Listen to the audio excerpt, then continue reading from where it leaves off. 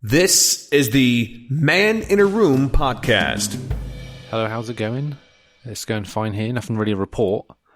I mean, I'm just trying to find ways to fill up my time now, and it's actually quite difficult because obviously being in a flat with literally just 4 rooms and no company, it does get a little bit like, what can I do now?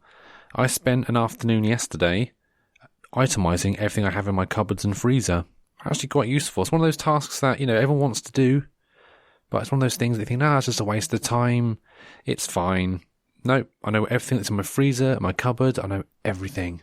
I am the all-seeing eye of my kitchen cupboards. And it's very good to do that because at least I know what I've got, especially in these times. Though one of the things that I look forward to every day now is the daily outside time. Well, that's what I'm calling it.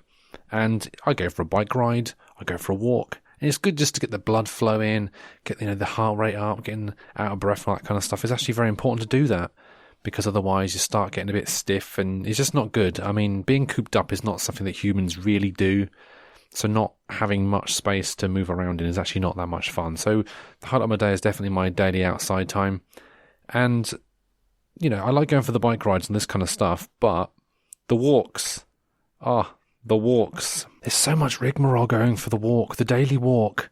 It's a bit weird because, if going for a walk any time of the year is actually perfectly fine. You just go around, walk around. It doesn't really matter. Someone's there, doesn't matter. You walk past them. Not really a big deal. But now you have to, give them, 2 meters away and all this kind of stuff. It's like, what do you do? And the funny thing is that what I've noticed is that it's bringing out people that wouldn't usually go for a walk, if that makes any sense.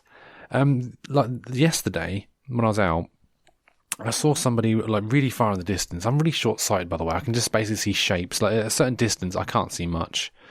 And I saw this person was walking their dog, and the dog was on an extendable lead. I thought, really, is that a good idea right now? At least have it at a 2-meter distance, or whatever you need to have it at. And it was sort of running all around the place. I was like, why are you letting this dog run around? It ran into the road at one point. I was like, what is it doing? Are they not paying any attention to this dog literally running into the road and stuff like that? I thought, I suppose, there is a park nearby, but I don't know, needs must, I suppose. And then I noticed I was trying to work out what kind of dog it was, you see, because it's one of those little, terrifying, yappy sort of size ones. It wasn't barking or anything like that, it's just, acting weird. See, I'm no expert on dog breeds, so I was trying to sort of work out, because it's this one of those little small dogs, but I've never seen one quite like this, especially running around with its tail literally, up. I was like, what's going on? And then I thought, that's not a dog. That's a cat on a lead. I've very rarely seen a cat on a lead in my entire life. I've maybe seen them 3 times. And I was like, what's going on there? I've never seen somebody actually go for a walk with a cat. That's insane. I mean, I've seen people sort of carry them around. I don't necessarily agree with that because obviously I think cats, there's for and againsts for everything. I was like, okay, so there's a cat there being taken for a walk. Kind of strange. This is the sort of situation where usually I'd be like, oh my goodness, there's a cat on a lead. Can I say hi? Kind of stuff. That would be going from my brain. But with this social distancing thing, you can't really do that. So okay, so what am I going to do? I thought, I'll just sort of get a good look if I can. And then I noticed that the person walking the cat was a couple. And I only mention this because this couple were dressed in their finest. Absolute finest. All I can really describe the lady dressed as. She was dressed as like a Southern belle almost, obviously without the hat. But she's sort of dressed in a nice dress. I would say, for want of a better phrase, like an old wedding dress. But obviously not as elaborate, like all the petticoats and people carrying the trail behind her. That'd be insane. But she's sort of dressed in a resplendent dress. And the gentleman, I call him a gentleman for a reason, because he was dressed like a gentleman. He was, so basically he was dressed in khaki, pretty much just all khaki, like the khaki shorts and this kind of stuff, or whatever. And I then noticed that he was smoking a pipe, like a good old Sherlock Holmes pipe, elementary dear Watson. I know that he probably didn't say that in the books, but for this purpose, I'm saying elementary dear Watson. That's me doing the pipe noise in case you wonder what I was doing there. I actually aren't holding a pipe. In fact, as I'm sitting here, you can't see me, but I'm sitting here miming a pipe.